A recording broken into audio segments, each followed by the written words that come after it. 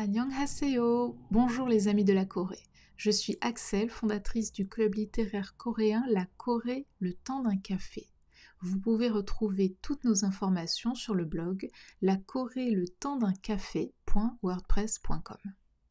Pensez à vous abonner à notre newsletter et vous recevrez notre e-book La Corée du Sud en 10 mots. Aujourd'hui, je vais vous lire un extrait de Une super production de Kim Jong-il. L'auteur Paul Fischer, traduit de l'anglais par Lucille de Brosse, Thierry Piella et Isabelle Taudière, aux éditions Flammarion, 2015, et le livre fait 448 pages. Voici l'auteur Paul Fischer, ancien élève de Sciences Po Paris et diplômé de la New York Film Academy. Il est producteur de cinéma. Une super production de Kim Jong-il est son premier livre. Il a été traduit en 12 langues. Voici une photo des principaux personnages du livre, Choi Eun-hee et Shin Sang-ok avec Kim Jong-il.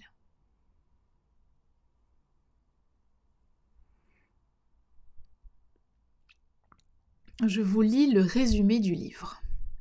Quand un fils de dictateur, chef de la propagande et fou de cinéma, rêve de faire un blockbuster, mieux vaut ne pas être de la distribution. Shin et Choi l'ont appris à leurs dépens. Kidnappé par Kim Jong-il en 1978, le célèbre réalisateur sud-coréen et son actrice vedette n'ont dû leur survie qu'à leur obéissance aveugle au cher dirigeant. Leur mission, faire de la Corée du Nord une grande nation du cinéma. Leurs moyens, illimités. Leur salaire, la peur. Leur espoir, la fuite. Leur hantise, la mort. Dans ce thriller grinçant, où le spectacle de l'arbitraire provoque autant le rire que l'effroi, tout paraît invraisemblable. Et pourtant, tout est vrai.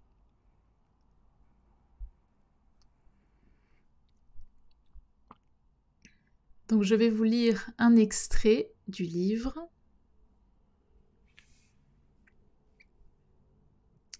Chapitre 1, Garden Party à la Maison Bleue. Je passe le début. Symbole de la femme moderne et émancipée, Choi avait précédé son mari sur scène. Avançant d'un pas assuré vers le General Park, sourire en coin, elle lui avait fait une lente et profonde révérence, allant jusqu'à poser un genou au sol. Cette impertinente parodie d'allégeance avait fait éclater de rire le couple présidentiel. À quelques pas derrière elle, Shin, lui, avait à peine incliné la tête. Il se complaisait dans les honneurs et la fréquentation des puissants, mais il détestait les courbettes, et peut-être avait-il une certaine réticence à partager la vedette avec un homme de pouvoir.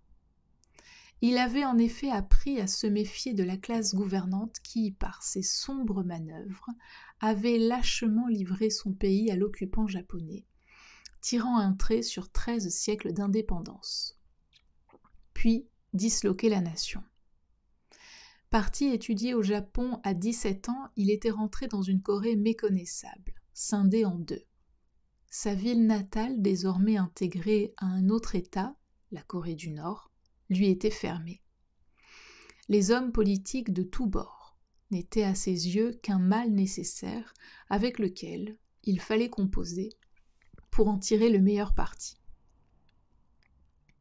Shin bomba le torse et posa les yeux sur Eun-hee, qui bavardait un peu plus loin avec des invités.